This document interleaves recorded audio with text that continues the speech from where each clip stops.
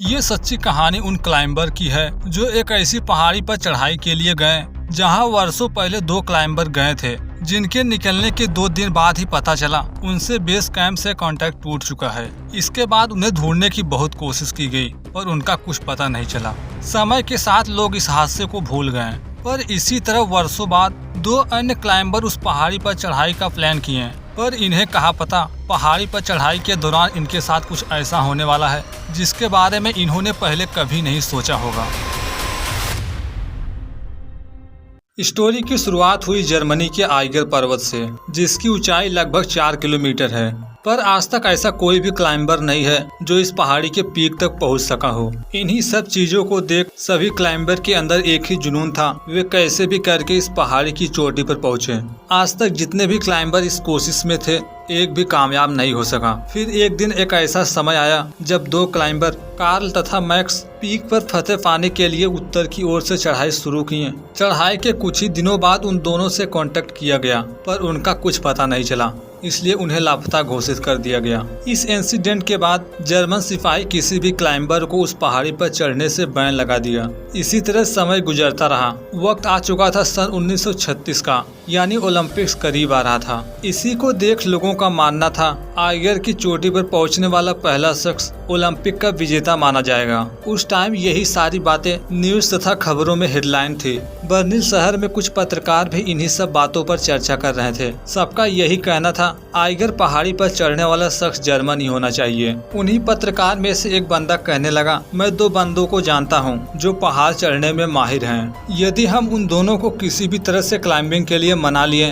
तो हमारी अगली न्यूज की हेडलाइन वही दोनों लोग होंगे। इसी टाइम उनके पास एक लुइस नाम की जर्नलिस्ट बैठी थी, जिसका कहना था जो उन दोनों बंदे जिनका नाम टोनी तथा एंडी था उन्हें बचपन से जानती थी। इस तरह यह काम लुइस को सौंपा गया, यानी अब उसका यही काम रहेगा कैसे भी करके वो उन दोनों को क्लाइंबिंग के लिए राजी करे। आगे जब उन दोनों के बारे में और पता चला तो ये बात सामने आई, वे दोनों सेना में काम करते हैं। अगले दिन छुट्टी के बाद जब दोनों घर पहुँचे तो लुई भी गई उनसे मिलने। जैसा कि लुइस उन दोनों को अच्छी तरह से जानती थी, उनमें से एक तो लुइस का दोस्त भी है, इसलिए पूरी बात करने के लिए एक दिन दोनों बार में गए, जहाँ लुइस बताने लगी ओलंपिक आ रहा है, इसलिए कुछ क्लाइंबर पहाड़ी पर चढ़कर अपना नाम इतिहास में दर्ज कराना चाहते हैं। पर यहाँ लुइस चाहती थी ये काम ये दोनों सबसे पहले पूरा करें। एंडी तो इस काम के लिए तुरंत मान गया, लेकिन दूसरा साथी कहने लगा कि तुमने तो उन 2 बंदों के बारे में सुना ही होगा जो पहली बार पहाड़ी की चढ़ाई पर गए थे।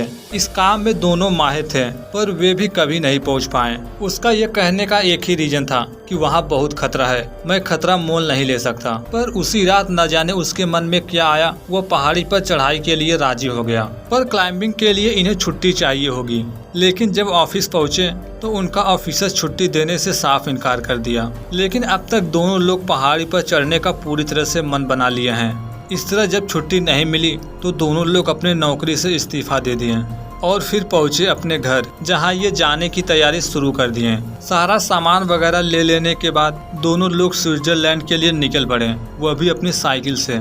इसी टाइम लुइस को पता चला 2 ऑस्ट्रियन क्लाइंबर पहाड़ी पर चढ़ने वाले हैं, इसलिए लुइस को कहा गया कि तुम्हें स्विट्जरलैंड जाकर उनका इंटरव्यू लेना चाहिए। यानी लुइस और वे दोनों लोग भी स्विट्जरलैंड पहुंच चुके थे।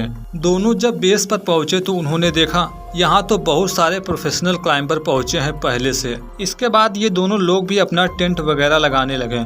फिलहाल कुछ ही घंटों में रात हो गई। रात को ये दोनों लोग उन 2 ऑस्ट्रियन क्लाइंबर से मिले जिनका इंटरव्यू लेने के लिए लुइस आई थी। फिलहाल रात तो जैसे तैसे गुजर गई। सुबह हुआ। सुबह इन्होंने मैप की हेल्प से ये प्लान किया कि ये पहाड़ी पर किस रूट से होते हुए आगे बढ़ेंगे। इसी टाइम दोनों ने देखा कि लुइस यहाँ पहले से है, जो उन 2 ऑस्ट्रियन क्लाइंबर का इंटरव्यू ले रही थी। लेकिन लुइस उन दोनों को यहाँ देखकर काफी आश्चर्य हुई, क्योंकि उस रात जब दोनों से बातें की थी तो उनमें से एक तो साफ मना कर दिया था, लेकिन दोनों को यहाँ देखकर बहुत ही खुश है। सभी क्लाइंबर तो आज यहीं रुकने वाले थे, कल से सभी क्लाइंबिंग के लिए जाएंगे।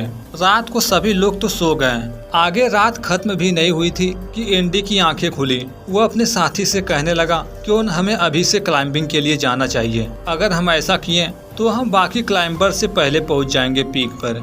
इस तरह ये दोनों लोग रात को ही निकल पड़े। उनके जाने के जस्ट बाद ऑस्ट्रियन क्लाइंबर भी नींद से जाग गए। वे लोग भी ज्यादा देरी नहीं किए।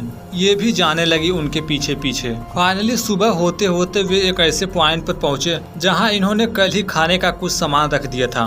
सामान वगैरह लेने के बाद ऊपर चढ़ने की तैयारी शुरू हुई। इसी टाइम गलती से एक पत्थर नीचे गिरा जो एक ऑस्ट्रियन क्लाइंबर को जा लगा। एक बंदे को चोट लगने की वजह से दूसरा ऊपर जाने से मना करने लगा, पर जिसे चोट लगा था वह कहने लगा हम इस तरह खाली हाथ नहीं जा सकते। एंडी ने उन दोनों से कहा भी कि आप लोग इस रास्ते से मत आओ, किसी दूसरे रास्ते को फॉलो करो, पर वे दोनों उनकी एक नहीं सुने बल्कि उन्हीं के पीछे पीछे जाने लगे। आगे ये लगभग 2800 मीटर की चढ़ाई कंप्लीट किए ही थे। सभी ने देखा इसके आगे पहाड़ी बिल्कुल स्ट्रेट है, आगे बढ़ने का कोई भी रास्ता नहीं दिख रहा। इधर उधर नजर घुमाई गई। ऊपर चढ़ने के रास्ते की तलाश करने के बाद इन्होंने पाया यदि आगे बढ़ना है इन्हें पहाड़ी के दूसरी ओर से चढ़ना होगा। काफी सोच विचार के बाद इन्होंने फैसला किया यदि पहाड़ी के दूसरे साइड जाना है तो हमें रस्सी का सहारा लेना होगा, पर इतनी ऊंचाई पर रस्सी से लटकना खतरे से खाली नहीं था। इस दौरान अगर छोटी सी भी गलती हुई तो एंडी जान से हाथ धो बैठेगा, पर आगे चलकर उसकी कोशिश रंग लाई। वो माउंटेन के दूसरी ओर पहुंच गया। उसके उस पार जाते ही एक दूसरी रस्सी से वहां पहुंचने का रास्ता बनाया गया। आगे उसी रस्सी की हेल्प से दोनों ऑस्ट्रियन क्लाइंबर भी आए। इनके इस काम की वजह से जो अब तक दो दो ग्रुप में थे अब ये चारों लोग मिलकर अपना एक ग्रुप बना लिए। आगे बढ़ने से पहले एंडी रस्सी वापस खींचने लगा, पर उसका दूसरा साथी कहने लगा कि हमें इसे यहीं रहने देना चाहिए। यदि हम ऊपर नहीं पहुँचे तो हम वापस इसी रास्ते से लौट जाएंगे, पर उसके साथी का कहना था ऐसा कुछ नहीं होगा, हम पीक तक पहुंचने में सफल होंगे। फाइनली सारी रस्सी ले लेने के बाद ये वापस से क्लाइंबिंग का सफर शुरू किए। आगे कई घंटों तक क्लाइंबिंग चली। फाइनली ये पहुंच चुके थे सेकंड आइस वॉल के पास जो 3100 मीटर की ऊंचाई पर थी। यहाँ पहुँचते पहुँचते शाम के 8 बज चुके हैं। इन्होंने फैसला किया अब हमें यहीं पर आराम करने के लिए रुकना चाहिए। पहाड़ी पर ही लगभग 2 मीटर का बड़ा स्पेस खोजा गया जहाँ ये पूरी रात गुजारे। इन्हें उम्मीद है अगर कल तक सब कुछ ठीक रहा तो हम शाम होते होते कल ही पहाड़ी के पीक पर पहुंच जाएंगे। लेकिन जब अगली सुबह आई तो यहाँ चीजें इनके सोच से भी अलग थी। आज ठंड पिछले दिन की अपेक्षा काफी ज्यादा है, साथ ही साथ आसपास घना कोहरा है। इसका मतलब एक ही है, यहाँ कभी भी बर्फीला तूफान आ सकता है। इसलिए अब और देरी नहीं की गई, जल्दी जल्दी वापस से ऊपर चढ़ना जारी किए। पर आगे के क्लाइंबिंग में एंडी ने देखा बिली की हेल्थ लगातार खराब होती जा रही है। चढ़ने के दौरान जो उसके सर में चोटें लगी थी उससे अब ब्लड भी गिरने लगा है। ये जैसे जैसे ऊपर चढ़ रहे हैं नीचे मौजूद पत्रकार भी उन पर नजर गड़ाए हैं। आगे ये कुछ ही मीटर चढ़े होंगे कि इन्हें बर्फ में दबा हुआ एक बैकपैक मिला। ये जरूर यहाँ पर पहले आए हुए किसी क्लाइंबर का होगा। बैग को पूरी तरह से बाहर निकालने के लिए वहाँ खुदाई की जाने लगी, क्योंकि इन्हें उम्मीद है हो न हो इस बैग में इनके जरूरत के सामान होंगे। थोड़ी बर्फ हटाने के बाद इन्होंने पाया यहाँ सिर्फ बैकपैक नहीं बल्कि एक बंदे की डेड बॉडी है। ये देख ये समझ गए जरूर ये बंदा उन्हीं 2 लोगों में से एक है जो पहली बार इस पहाड़ी पर क्लाइंबिंग के लिए निकले थे पर तभी से लापता हैं। आगे इन्होंने बॉडी को पूरी तरह से बाहर निकाला और फिर उस बॉडी को एक बड़े से कपड़े में लपेटकर पहाड़ी से धक्का दे दिया गया। इस तरह वापस से इनका सफर शुरू हुआ। दोपहर होते होते ये 3350 मीटर की ऊंचाई पर पहुंच चुके थे। नीचे वाले पहाड़ी की अपेक्षा काफी आसान था, इसलिए रस्सियों की हेल्प से ये चारों लोग एक एक करके ऊपर चढ़ते गए। उस खड़ी पहाड़ी की चढ़ाई लगभग 80% बिल्कुल ठीक ठाक थी, पर एक पल ऐसा आया जिसके बाद ऊपर चढ़ना मुश्किल हो रहा था। इसी टाइम हमें पता चला जिस बंदे के सर में चोट आई थी वह अपना बैलेंस खो दिया। उसका ग्रिप जैसे ढीला हुआ गिरने लगा नीचे। जैसा कि ये सभी एक दूसरे से रस्सियों से बंधे हैं इसलिए नीचे गिरने से बच गए, पर जो बंदा सबसे नीचे था उसका पैर एक दरार में जाकर फंस गया। फिलहाल ऊपर मौजूद दोनों लोग जैसे तैसे रस्सी संभाले हुए थे। थोड़े समय के लिए जब चीजें शांत हुई तो ये लोग वापस से उस बंदे के पास पहुंचे, जहां जाकर इन्होंने देखा उसके पैर की हड्डी टूट चुकी है। ये देख सभी लोग समझ चुके थे ये चारों लोग एक साथ ऊपर नहीं पहुँच सकते। आगे इन्होंने काफी सोच विचार किया, क्योंकि इन्हें यह डिसीजन लेना बहुत ही मुश्किल हो रहा था कि वे उस जख्मी बंदे को लेकर वापस से नीचे जाएं या उसे वहीं छोड़कर दोनों लोग ऊपर की चढ़ाई कंप्लीट करें। आगे किस तरह का डिसीजन लिया जाए, तीनों के बीच बहसबाजी हुई, लेकिन अंत में यही डिसीजन लिया गया, हमें एक इंसान की जान बचाना सबसे ज्यादा जरूरी है। यदि हमने इसे नीचे ले जाने में देरी की तो इसके शरीर का सारा ब्लड निकल जाएगा, फिर इसे बचाना नामुमकिन होगा। इस तरह उस बंदे को रस्सी में बांधकर धीरे धीरे नीचे उतारा जाने लगा। फिलहाल कुछ ही घंटों में अंधेरा भी होने को आया। रात गुजारने के लिए एक दरार की हेल्प ली गई। एक सुरक्षित दरार में ये पूरी रात रुके रहे। जैसे तैसे रात खत्म हुई, सुबह हुआ। सुबह होते ही उस बंदे को नीचे उतारने का काम शुरू हुआ, पर आज मौसम पिछले दिन की अपेक्षा कुछ ज्यादा ही खराब है। बर्फीला तूफान इतना भयानक था कि उनके चारों ओर बर्फ जमने लगी। तूफान इतना बड़ा था कि आज के दिन ये कुछ ही मीटर नीचे आ पाए थे। पूरे दिन की मेहनत के बाद ये इस टाइम मौजूद थे 3170 मीटर की ऊंचाई पर। सूरज को ढलता देख इन्होंने फैसला किया, आज रात हम यहीं रुकेंगे।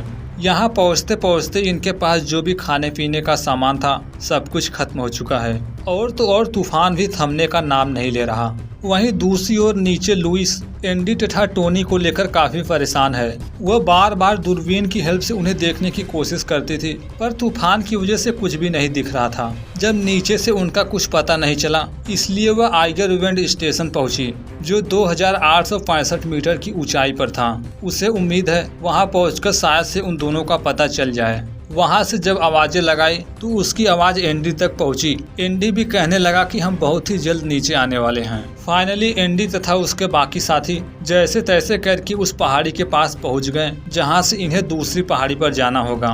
पर उस तरफ जाने के लिए रस्सी है ही नहीं, जिसे इन्होंने चढ़ने के दौरान वापस से खींच लिया था। लेकिन इन्हें दूसरी तरफ तो जाना ही है, इसलिए एंडी इस बार भी वही किया जो किया था पिछली बार। रस्सी की हेल्प से उस पार जाने की कोशिश करने लगा, पर उसे कहाँ पता इस बार की सिचुएशन पिछली बार से बिल्कुल अलग है। बर्फ जमे रहने की वजह से वह उस पार जा ही नहीं पा रहा था। आगे वह कई बार कोशिश किया, पर हर बार नाकामयाब साबित हुआ। उसका कहना था यदि हम ज्यादा समय तक यहाँ रुके रहें तो हम बर्फ में जमकर मर जाएंगे। इसलिए वो फैसला किया अब हमें सीधे ही नीचे उतरना होगा।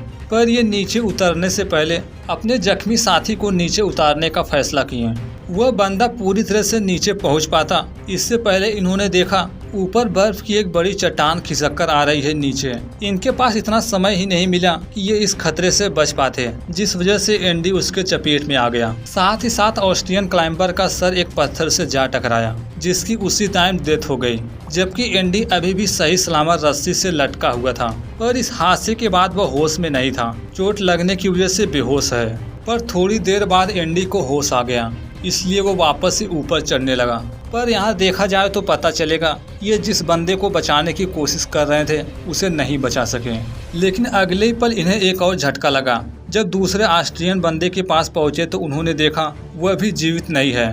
उसके सर के पीछे काफी गंभीर चोटें आई हैं, पर अभी भी चारों लोग उसी रस्सी के सहारे लटके हुए थे।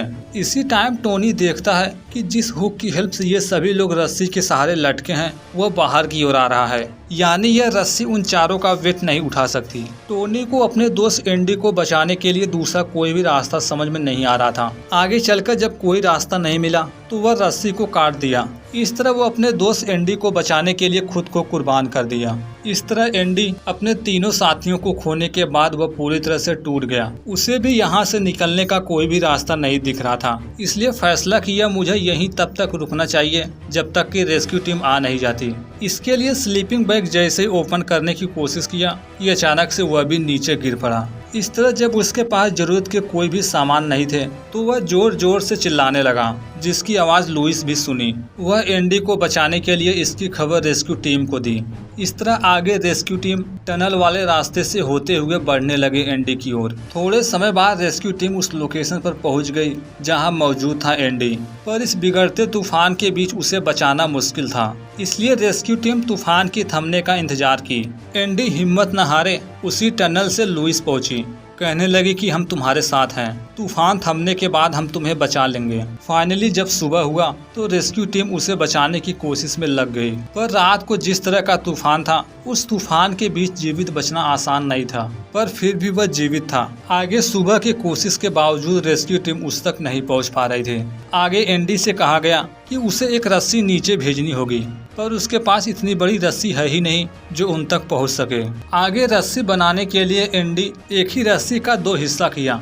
आगे जब उन रस्सियों को जोड़कर नीचे भेजा गया तो इन्हें पता चला वह रस्सी अभी भी ग्राउंड से ऊपर है, पर फिर भी एंडी नहीं रुकता। धीरे धीरे नीचे आना शुरू किया। वह पूरी तरह से नीचे पहुंचा भी नहीं था कि रस्सी हुक में फंस गई। यहाँ पर जब रेस्क्यू टीम देखी तो पता चला उसकी ऊंचाई काफी ज्यादा है, वे कुछ नहीं कर सकते।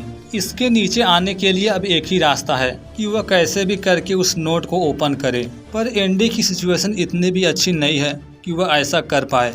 उसकी बॉडी पूरी तरह से जम चुकी थी। लंबे कोशिश के बावजूद वह नीचे नहीं आ सका। लुइस ऊपर जाकर उसे हिम्मत दी कि तुम कर सकते हो, पर उसे कहाँ पता अब वह कुछ नहीं कर सकता। वह उसके सामने ही दम तोड़ दिया। लुइस का कहना था यह पल उसके जीवन का सबसे दर्दनाक पल था, क्योंकि वह एंडी को पसंद करती थी, पर वह चाहकर भी उसे नहीं बचा सकी। इसके बाद लुइस ने अपनी जॉब छोड़ दी थी और फिर अपने ही कस्बे में फोटोग्राफी का काम शुरू किया। इस हादसे के कुछ ही सालों बाद सन 1938 में जिस रूट को इन्होंने फॉलो किया था उसी से ऑस्ट्रियन तथा जर्मन क्लाइंबर उस पहाड़ी के पीक तक पहुंचे थे। इस वीडियो में बात की गई है उन 1500 लोगों की जो द्वितीय विश्व युद्ध के दौरान हिटलर के सिपाहियों से बचने के लिए एक शिप से अपने कंट्री को छोड़कर जा रहे थे, पर नाजी सिपाही उन्हें जाने नहीं दिए। बीच सफर में ही शिप पर हमला हुआ। Thanks for watching this video.